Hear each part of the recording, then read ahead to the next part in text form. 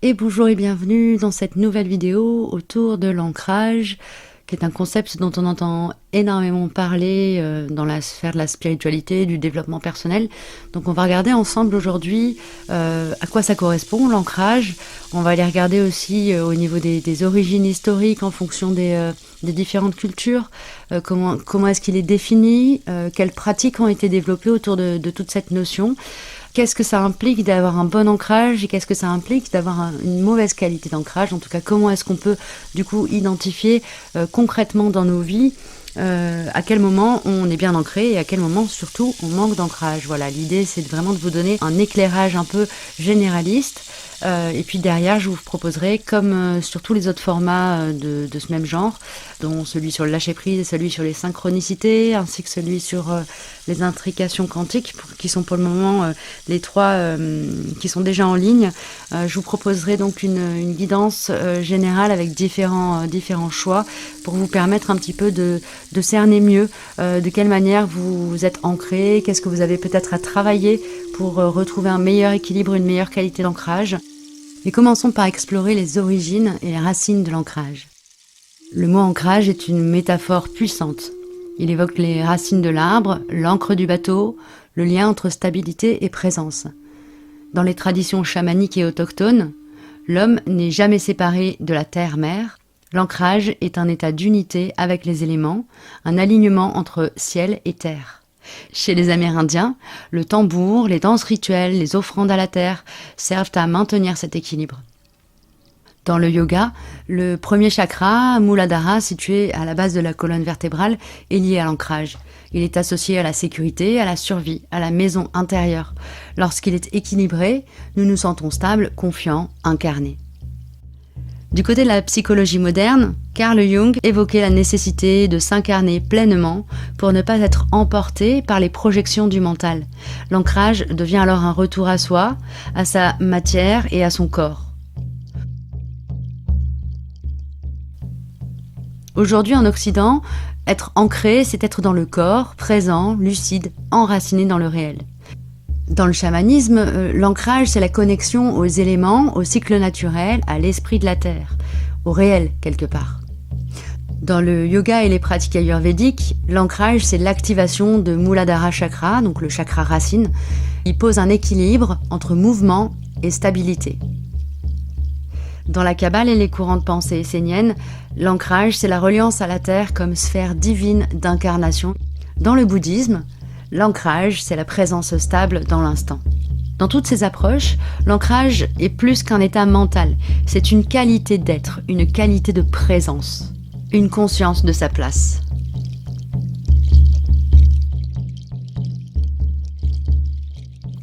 Une bonne qualité d'ancrage permet une meilleure concentration et une clarté mentale, une plus grande stabilité émotionnelle, une réduction du stress et de l'anxiété, une connexion au corps et à ses besoins réels, une meilleure écoute intérieure et une meilleure intuition. Quand l'ancrage fait défaut, on peut avoir la sensation d'être dans la lune, flottant, avoir des difficultés à prendre des décisions, être dans la fuite émotionnelle, la dissociation, développer une forme d'anxiété chronique, manquer de confiance, de structure, être dans une forme d'excès de spiritualité désincarnée, rester dans le mental ou le subtil en oubliant le corps.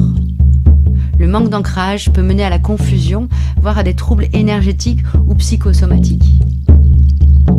A l'inverse, l'excès d'ancrage peut conduire à une forme de rigidité, un repli, une forme d'inertie.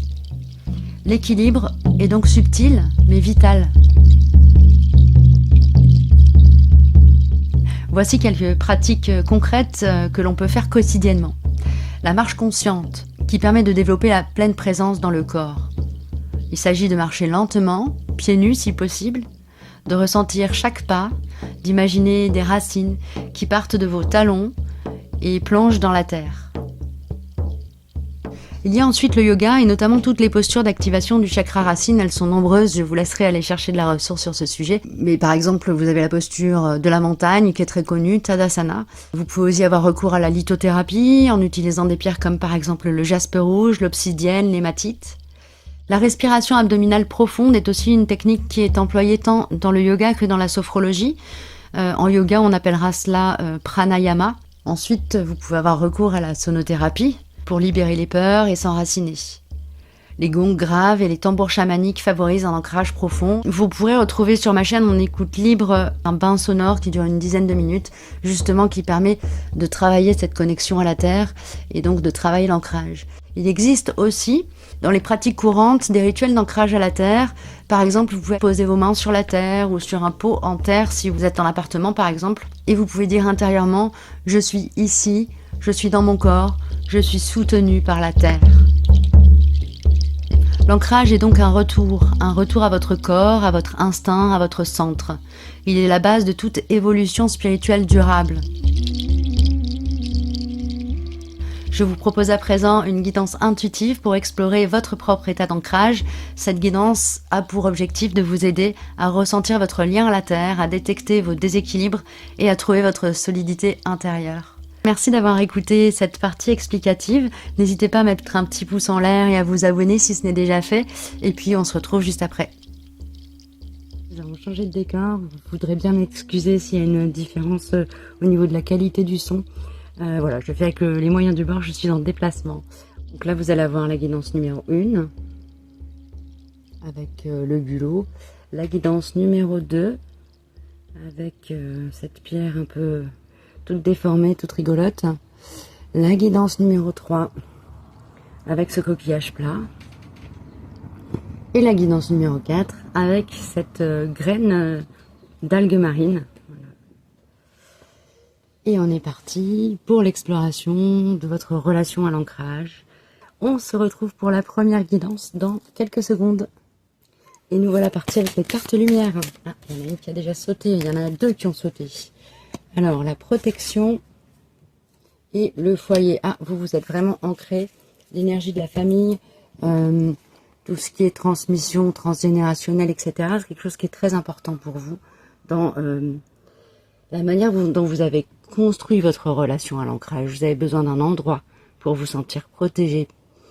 Ok, pour vous, vraiment, il y a cette notion de défendre ou de développer l'espace du foyer pour vous sentir bien, en sécurité, protégé, mais vous êtes aussi, à travers cette façon de vivre votre ancrage, le protecteur de votre foyer. On va aller creuser, voir un petit peu ce que vous pouvez aller regarder de plus près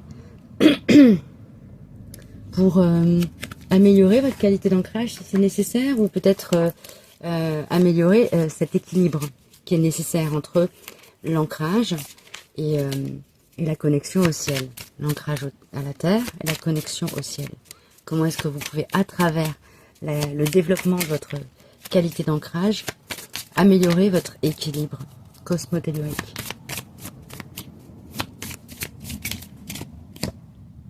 Je t'attends. Ah.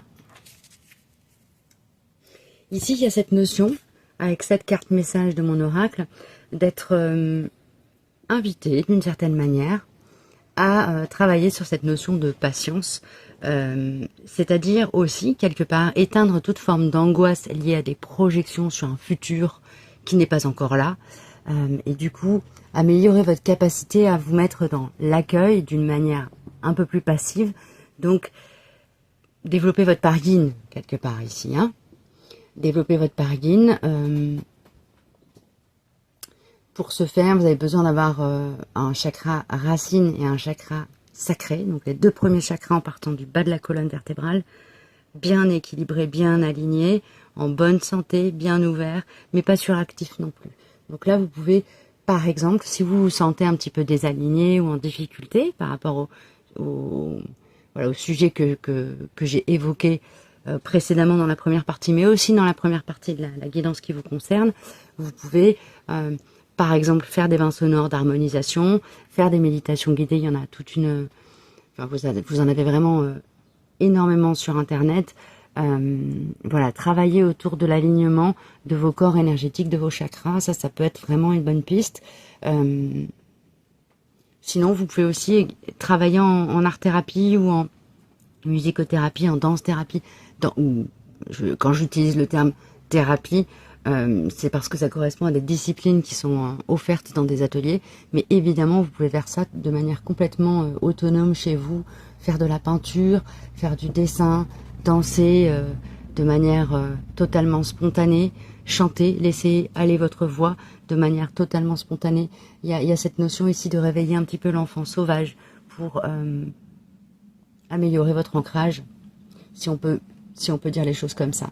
Je vais regarder avec les accords Toltec, l'oracle des accords Toltec, créé par Don Miguel Ruiz, qui est l'auteur de ce magnifique petit ouvrage plein de sagesse millénaire. Allez, les 4 accords Toltec. Ah oui, substituer la peur par l'amour, je trouve qu'on est bien dans la thématique du foyer. Il y a peut-être quelque chose qui est dysfonctionnel dans votre foyer ou dans votre rapport à la famille, à la maison. Ici, il y a vraiment cette nécessité de mettre beaucoup d'amour, là où jusqu'à présent, il y avait peut-être beaucoup de peur, beaucoup d'angoisse. Par exemple, si un de vos proches est particulièrement anxieux et tout le temps en train de projeter ses peurs sur ce qui pourrait vous arriver de mal, eh bien, déjà regardez les choses à travers le prisme de l'amour, vous dire que cette façon de s'exprimer, c'est une façon d'exprimer l'amour qui est une façon peut-être maladroite et peut-être même toxique d'une certaine manière, mais que c'est une expression d'amour.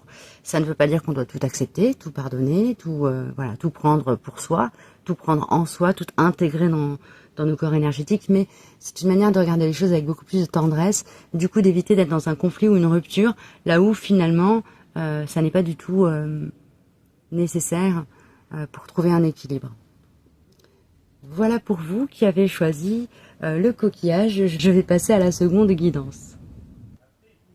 Et pour vous qui avez choisi cette pierre qui est à mon avis une coquille d'huître qui s'est dégradée dans la mer, car je suis au bord de l'océan, au bord de la mer, pardon.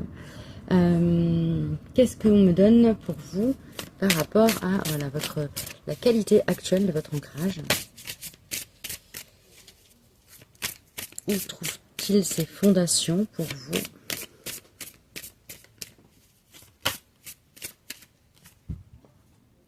Nous avons la carte de la responsabilité ici. Ouh là là, il y a quelque chose de très lourd. J'ai la sensation de quelqu'un qui porte des bagages sur ses épaules, un peu comme un âne qu'on a chargé de sacs et de sacoches et qui porte des centaines de sacs, des centaines de kilos sur ses épaules et qui avance malgré tout parce qu'il a un objectif. Il sait où il va, simplement il trimballe avec lui beaucoup de choses qui ne lui appartiennent pas. Donc ici, il y a vraiment quelque chose à délester pour vous. Il y a besoin de faire des libérations, j'entends libération karmique et même libération cosmique, c'est-à-dire que vous avez des choses à libérer, que vous vous trimballez depuis d'anciennes vies, c'est une canalisation que je suis en train de vous faire là, hein, que vous vous trimballez d'anciennes vies et que vous avez ramené en fait d'anciennes vies mais qui ne vous appartenaient déjà pas à l'époque. Donc il y a un gros travail de libération karmique à faire ici pour vous.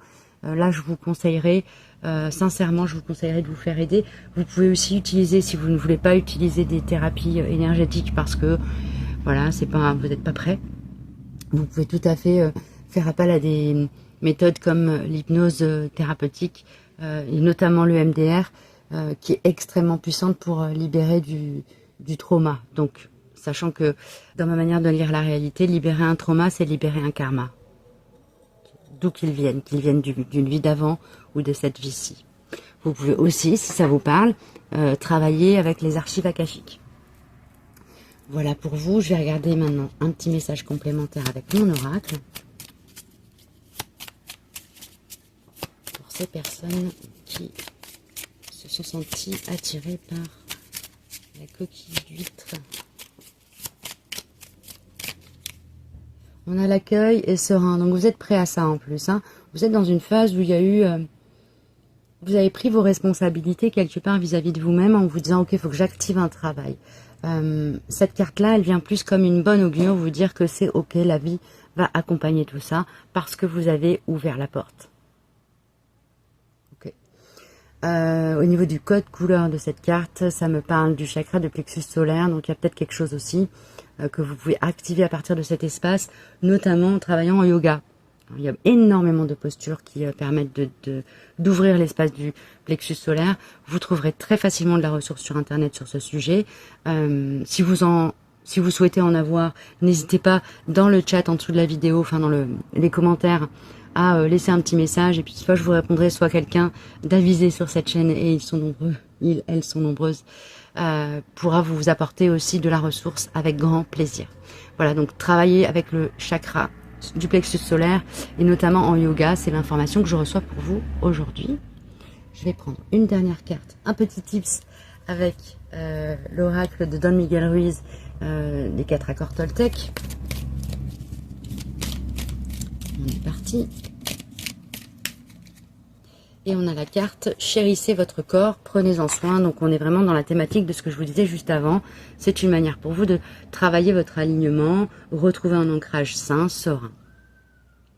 Voilà, chérissez votre corps et prenez-en soin. Donc vraiment, tout ce qui est technique corporelle, pour vous, ça peut être vraiment une manière à la fois de libérer du karma. Comme je vous le disais tout à l'heure, je vais vous suggérer l'hypnose.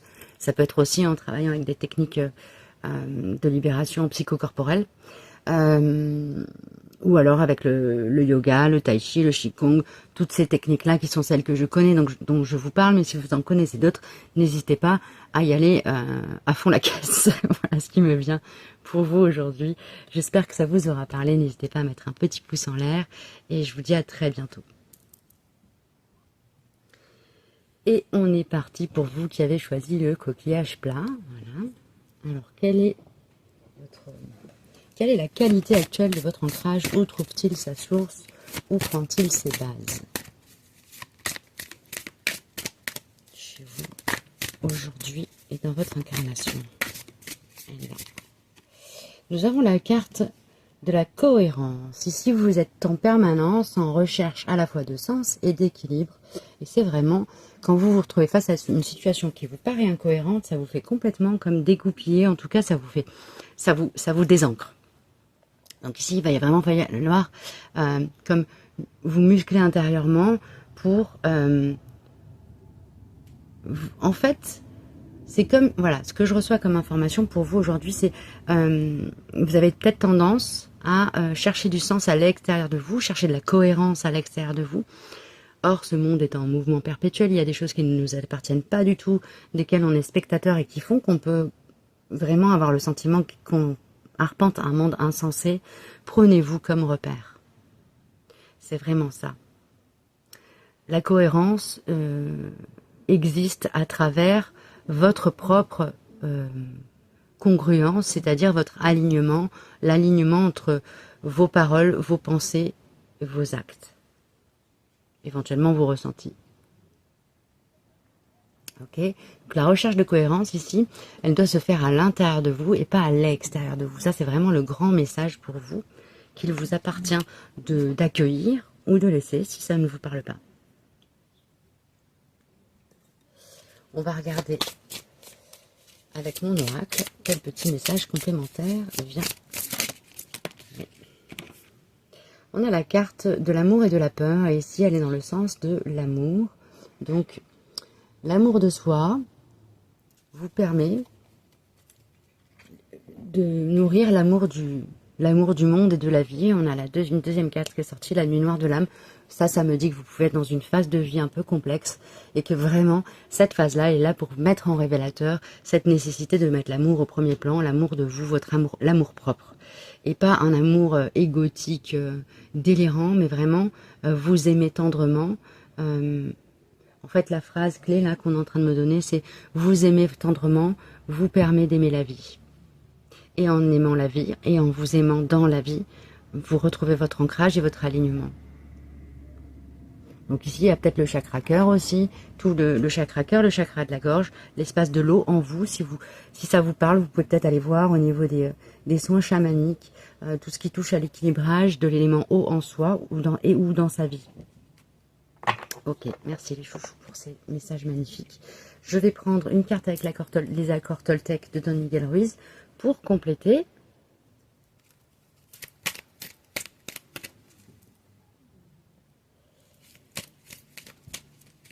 Et c'est celle-là? Eh bien non.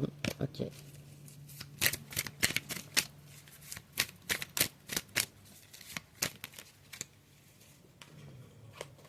Les chouchous, s'il vous plaît. Elle est là. Voilà. Posez des questions. Ah, ici, Si je ne suis pas... Voilà, ne faites pas de suppositions. Voilà, c'est cet accord-là. Je ne sais pas si vous avez eu l'occasion de lire ce livre, mais si ce n'est déjà fait, faites-le, lisez-le. Je ne peux que vous encourager, voilà, des deux mains, des quatre pieds, de tout ce que j'ai en moi pour vous inviter à le lire. Parce que c'est un vrai puits de sagesse. Il y a vraiment beaucoup de choses très puissantes au niveau des prises de conscience à y faire, qui sont en plus écrites. Enfin, il est écrit en plus avec beaucoup de simplicité. Donc vraiment, n'hésitez pas à aller vous le fournir. Il coûte presque rien. C'est vraiment un petit trésor. Donc poser des questions, c'est une manière de sortir de la supposition. C'est-à-dire que quand quelque chose vous dérange, vous interroge, n'hésitez pas à aller chercher de la réponse en interrogeant directement la personne ou la situation qui vous quelque part met en insécurité. Quand on se pose une question, on est en insécurité par rapport à quelque chose, puisqu'on cherche une réponse. Alors autant on est souvent en train de dire dans la sphère du développement personnel et de la spiritualité que toutes les réponses sont en nous, oui et non. Parfois il faut savoir poser des questions pour finalement mettre en résonance la réponse qui nous est apportée avec nos propres ressentis. Et ça, c'est aussi une manière de trouver son alignement et de renforcer son ancrage, puisqu'on va chercher dans le tangible des réponses en lien avec ce qui est perçu, c'est-à-dire ce qui est de l'ordre de l'intangible, de l'émotionnel ou de la guidance et de la canalisation. J'espère que ça vous aura parlé, tout ça. N'hésitez pas à mettre un petit pouce en l'air, évidemment, si c'est le cas. Et puis, je vais passer à la guidance suivante. Je vous remercie d'avoir suivi celle-ci et je vous dis à très bientôt. Et nous voilà partis pour la dernière guidance avec la graine d'algue, la graine marine. Voilà, cette petite coque incroyable. Je vais prendre une carte avec les messages lumière. Ou les cartes lumière. J'ai perdu la boîte de cet oracle il y a bien longtemps et je ne me souviens jamais du nom. Si le créateur passe par là, qu'il m'en excuse. Et on est parti. C'est celle-là. Ok. Nous avons la maturité ici qui est sortie pour vous. Ici, il y a un gros travail au niveau des pieds que je ressens. Il y a une connexion magnétique extrêmement puissante à la Terre dans le potentiel. Si ça vous parle déjà, que vous vous sentez très connecté à la Terre par les pieds, c'est super. Si c'est pas le cas, mais que vous dites « Ah, peut-être », alors développez ça, marchez pieds nus. C'est vraiment le truc, mettez-vous pieds nus le plus possible. Ça va vraiment vous permettre de sentir cet alignement. La Terre est un être qui existe depuis, voilà, comme vous le savez, bien longtemps, bien avant nous. C'est donc peut-être pour vous qui avez cette manière de vivre votre confiance au monde à travers des choses qui ont été éprouvées par le temps, alors la Terre, c'est vraiment le premier élément auquel vous raccordez, vous raccrochez d'une certaine manière. C'est vraiment ce qui mérite le plus votre confiance. Donc il y a cette notion ici pour vous. J'espère que ça vous parle. Je vais aller regarder avec mon oracle si j'ai un message complémentaire. La reliance à la Terre, c'est vraiment quelque chose de fort pour vous. Vous pouvez peut-être faire partie aussi du collectif des gardiens de la Terre. Du collectif, oui. De cette famille d'âmes, des gardiens de la Terre. On a accueillir l'amour ici. Ok. Accepter aussi que parfois l'amour, c'est un sentiment qui se dévoile de manière assez spontanée et assez rapide. Et que l'amour n'est pas forcément permanent et que c'est pas forcément un drame. Voilà, pour vous.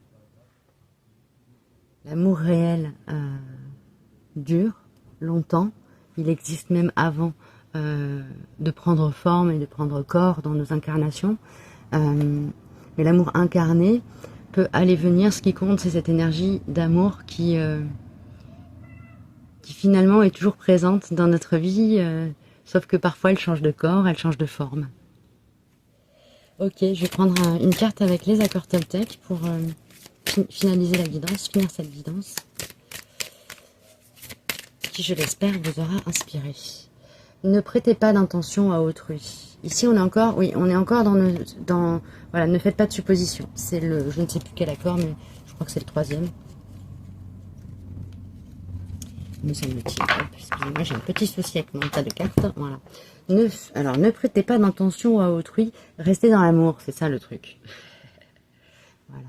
Si vous savez que quelqu'un vous porte de l'amour, ne cherchez pas à comprendre ce qu'il essaye de faire, s'il essaye de vous manipuler, s'il essaye de ceci ou de cela. Restez ancré à cette énergie d'amour et surtout ayez confiance dans la qualité de l'amour que soit la vie, soit l'autre est en capacité de vous offrir. Parce que quand on aime vraiment, ça s'arrête pas comme ça s'arrête pas si facilement.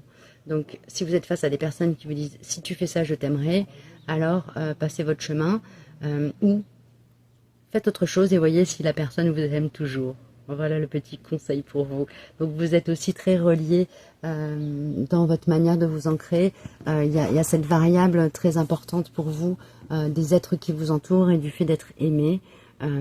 Alors, un des premiers conseils, en dehors de celui de vous connecter à la Terre et à l'amour de la Terre et de l'univers sans lequel aucune forme de vie ne pourrait exister, ancrez-vous à l'amour universel plutôt qu'à l'amour incarné. Voilà pour le petit conseil de fin de guidance. J'espère que tout ça vous aura parlé, tant la partie explicative que la partie guidance. N'hésitez pas à mettre un petit pouce en l'air pour me le signaler. Voilà, ça me fera chaud au cœur. Et je vous dis à très bientôt pour une prochaine vidéo. Et d'ici là, prenez bien soin de vous.